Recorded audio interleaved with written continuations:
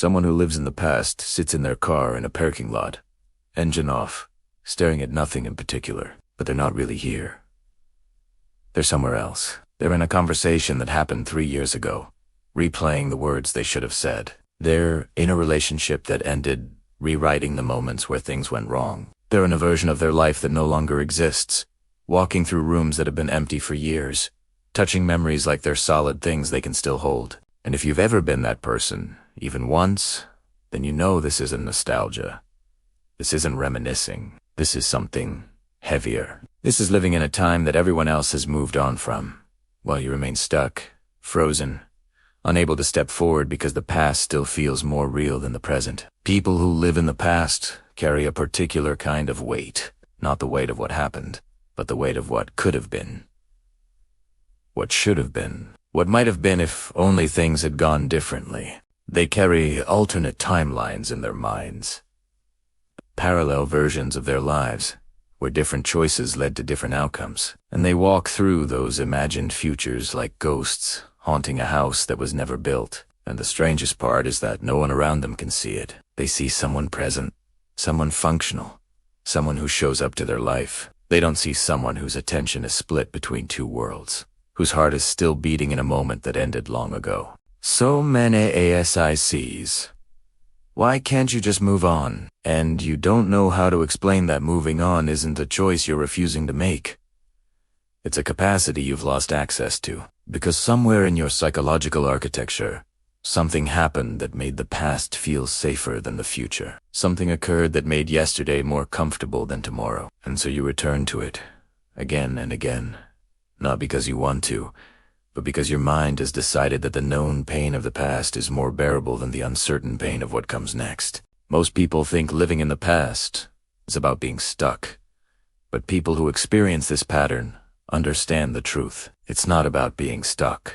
It's about being unable to integrate what happened, unable to metabolize the experience, unable to transform the memory into something that can be filed away and visited occasionally rather than lived in constantly. The past becomes a place you inhabit because the present never gave you the closure, the understanding, the resolution you needed to actually leave. There is a distance in you, a faraway quality in your eyes, even when you're looking directly at someone. You've learned to exist in two timelines simultaneously, to answer questions in the present while your mind is occupied with moments from before, to smile at what's happening now while grieving what happened then. And people mistake this for being spacey, for being distracted, for not caring. But it's not that. It's that part of you never left a moment that still holds pieces of your heart, your identity, your sense of who you thought you would become. People who live in the past often carry an invisible curriculum. They know what it's like to hear a song and be transported immediately to a memory so vivid it feels like time travel. They know how to function in the present while their emotional body is still processing something from years ago. They know what it's like to compare every new experience to old ones and find the present lacking. They know how to nod along to conversations about the future while internally living in chapters that have already closed. They develop a dual consciousness that others mistake for presence. But presence requires being here, and they're rarely fully here. Part of them is always somewhere else, in a when that no longer is. Research in psychology shows that people who struggle to leave the past often experienced events that were never properly processed. Traumatic endings, abrupt losses, unresolved conflicts, relationships that ended without closure, dreams that died without explanation. When the mind doesn't get the chance to complete the emotional cycle of an experience, to understand it, to grieve it, to integrate it, that experience remains active. It doesn't become memory. It becomes a persistent present, and the person finds themselves returning to it compulsively, not out of choice, but because their psyche is still trying to finish something that was never allowed to complete. There's a particular ache in people who live in the past, not the sharp pain of recent wounds, but the dull, persistent ache of old ones that never healed properly. They carry nostalgia that isn't sweet but bitter. They remember not just what happened, but what it felt like to be the person who believed different things were possible. And what hurts isn't just the loss itself, but the loss of who they were before the loss. The version of themselves who was more hopeful, more open, more trusting. And they grieve that person as much as they grieve what happened to them. What makes this particularly complex is that living in the past isn't always about pain. Sometimes it's about pleasure. Sometimes people return to the past because that's where their best moments live, where they felt most alive, most loved, most of themselves. And the present, in comparison, feels muted, diminished, like a faded photograph of what life used to be. So they retreat into memories not because the present is unbearable, but because the past was extraordinary, and nothing since has measured up. This creates a strange paradox. The person who lives in the past often appears to be moving forward, to work. They maintain relationships. They participate in their life, but internally, they're running on autopilot. The present is something they endure, something they move through mechanically, while their real attention, their real emotional investment, remains anchored in moments that no longer exist except in their mind. They're physically here, but emotionally elsewhere. And this split creates a profound sense of disconnection from their own life. People who live in the past often develop specific thought patterns. They replay conversations, analyzing every word, every tone, every possible meaning they might have missed. They revise histories, imagining how things could have gone differently if only they'd said this instead of that, done this instead of that, chosen differently. They create elaborate counterfactuals, alternate timelines, where different decisions led to different outcomes, and they live in those timelines more vividly than they live in the reality that actually unfolded. This isn't just reminiscing. This is a form of psychological time travel that becomes compulsive. The past also becomes a refuge from the demands of the present. When current life feels overwhelming, disappointing, or simply mundane, the past offers an escape, a place where they can return to moments when things made sense, when they knew who they were, when life had a clarity it no longer possesses, and so they retreat there, not because they don't want to engage with now, but because now requires a kind of energy, a kind of a kind of openness that they've lost access to. The past is easier because it's already happened. There's no uncertainty there, no risk of new disappointment, only the familiar pain of old ones. What people don't understand about living in the past is that it's often a response to trauma that never got witnessed, experiences that were minimized, dismissed, or never given the space to be fully felt. When something significant happens and the world moves on too quickly, when you're expected to be over it before you've even begun to process it, the psyche refuses to comply. It holds on to the past as a form of resistance, as a way of saying, this mattered. This changed me, and I won't pretend it didn't, just because time has passed. The inability to move on is sometimes the only way a person knows how to honor what happened to them. People who live in the past often struggle with new relationships because they're constantly comparing them to old ones. Every new person is measured against someone who came before. Every new experience is evaluated against a memory that's been polished by time into something more perfect than it probably was. This makes genuine connection difficult because no one can compete with an idealized memory. No present moment can match a past that's been reconstructed by selective recall into something flawless. There's also a way that living in the past becomes an identity. The person starts to define themselves by what happened to them, by who they used to be, by the life they used to have. I'm the person who lost ... I'm the person who used to ... I'm the person who never recovered from ... Quotes, and while this identity was born from real experience, it becomes a prison, because as long as they define themselves by the past, they can't become someone new. They can't integrate the experience and move beyond it. They remain forever the person that thing happened to, unable to author a new chapter because they're still rereading old ones. Sleep often becomes complicated for people who live in the past. Night is when the presence, distractions fall away, and the past rushes in with full force. They lie awake, replaying memories, conversations, moments. They dream of people who are gone, places that no longer exist, versions of themselves they can't return to. They wake up disoriented, sometimes disappointed to find themselves in the present rather than the past their dream returned them to. The night becomes a time when they can't control where their mind goes, and it always goes backward. The past also affects how they experience time itself. For most people, time moves forward in a linear way. But for someone living in the past, time is circular. They move through their days but always return to the same internal points.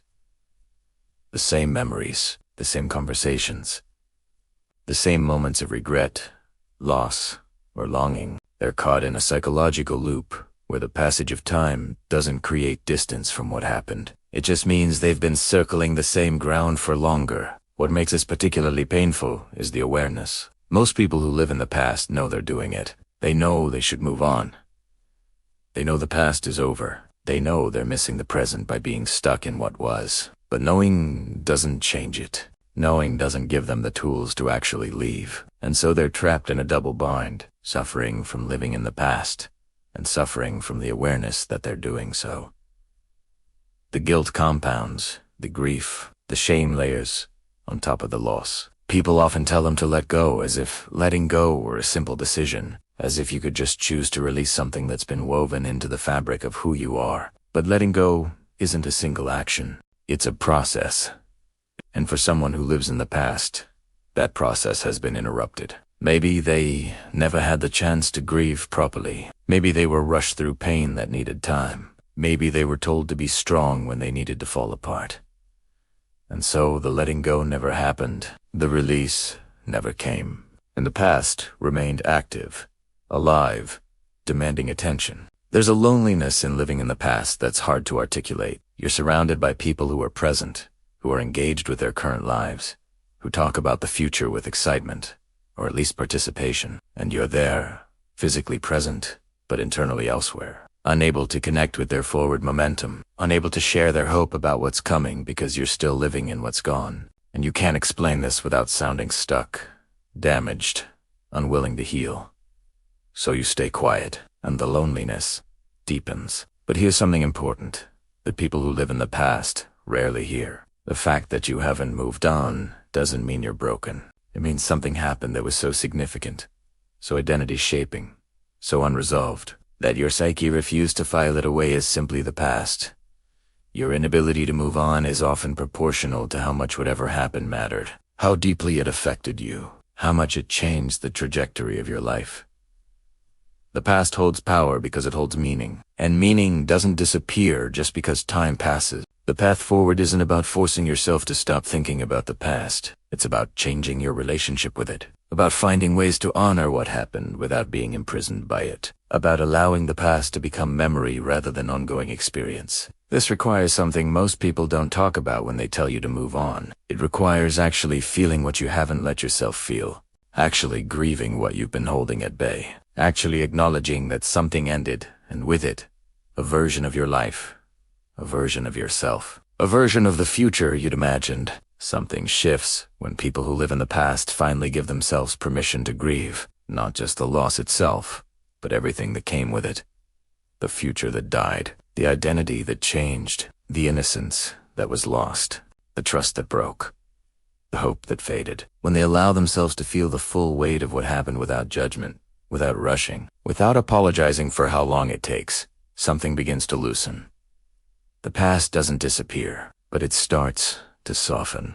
It starts to become something they carry rather than something that carries them. There's also a realization that often comes with time, that living in the past was a form of protection, a way of maintaining connection to something or someone that mattered, a way of keeping alive a version of yourself that you weren't ready to say goodbye to, a way of refusing to accept that something important ended before you were ready for it to end. And once you understand this, once you see that your inability to move on was actually a form of love, of loyalty, of honoring what mattered, something changes. You can start to find ways to carry that love forward rather than backward. People who live in the past eventually discover something profound, that they're not weak for struggling to move on. They're deeply feeling humans who experience something that left a mark, and marks don't disappear just because we want them to. They become part of our story, part of the landscape we navigate, and learning to live with them, to integrate them, to allow them to inform our present without defining it.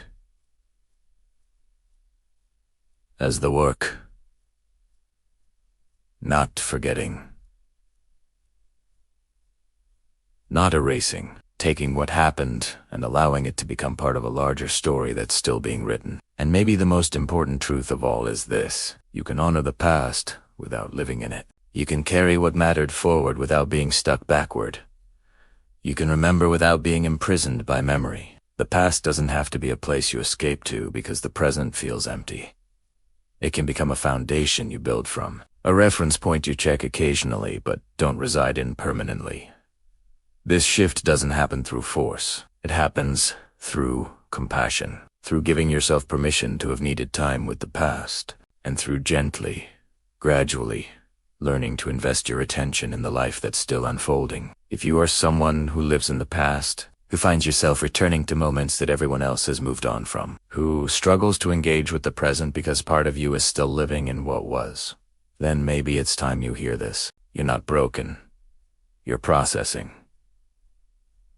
You're grieving. You're integrating something significant that takes time to metabolize. The past holds you because it matters, and that's not weakness.